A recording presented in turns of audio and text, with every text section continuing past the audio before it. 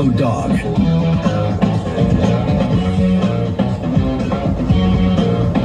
Welcome back. I'm Kevin Rutherford.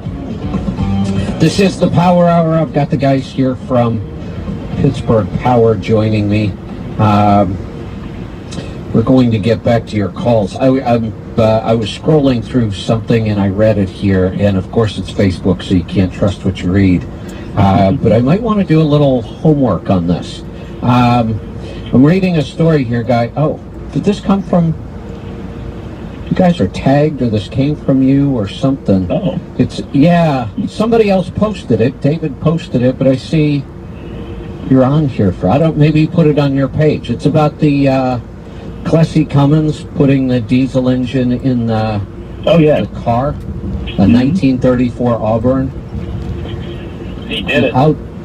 He outfitted it with a 377 cubic inch 6-cylinder diesel, drove it 4,000 miles from New York City to L.A. Here's what I'm having a hard time with. Claims he averaged 44.5 miles to the gallon. Yeah. Speed limit reduced ahead.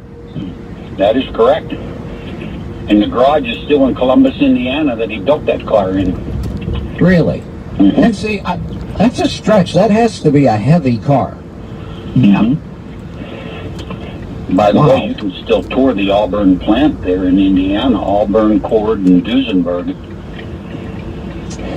Yeah, and they make the comparison here that an average Model A at that time with a gas engine could only average in the mid-teens.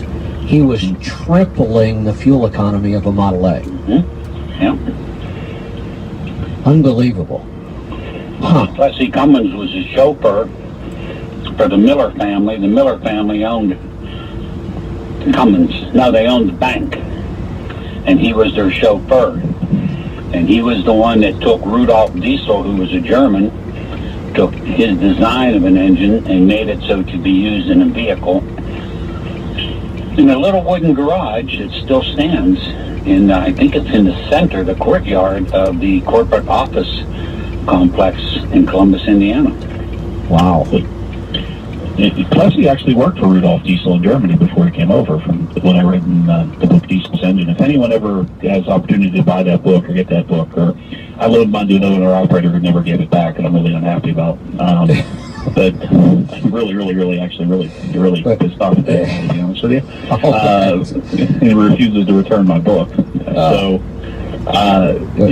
Diesel's Engine, it's called. It gives all that history. It's really cool. I don't know if you've ever read it, or it's worth it. I think it's out of print and very expensive right now, but yeah. I haven't read it, but I am about to go look it up when I go to a phone call here to see if I can find a copy, because I'd love Diesel's Engine, it's called.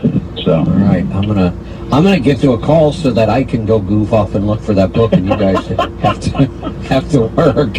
So let's find one that'll keep you guys busy for a little bit. Let's go to let's try Illinois. Todd, welcome to the program. Hey, how you doing today? Good. What's on your mind? I've heard you talk about it before on your show, and I just wanted to know either the advantage or the disadvantage to running a single rear end, just a single gearbox.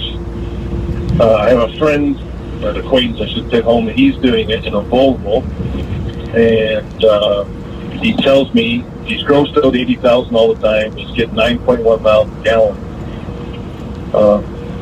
So what is the advantage to it, or what is the disadvantage? So when you say, are you talking about building a true single axle drive, or a 6x4 or a 6x2 combination? 6x2. Okay, so the advantage is just fewer moving parts. Right. So you have less friction. So we know we have friction in the driveline in every component. And we always talk, I think this helps people visualize, what's happening. Anytime you feel heat, you have lost energy. So if we have two differentials and a power divider, and all three of them are hot, which they are, that's more lost energy. If we cut that down to one differential, no power divider, we have less energy loss because of less friction. We also have less oil churn. Each one of those components has an oil bath, and there's friction moving through that oil.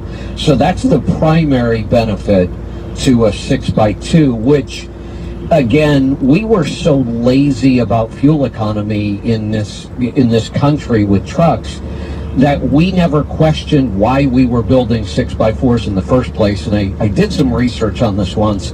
It seems like it came from the military, that the military trucks were built this way, but when you looked at the conditions they drove in, it made sense. They used locking differentials.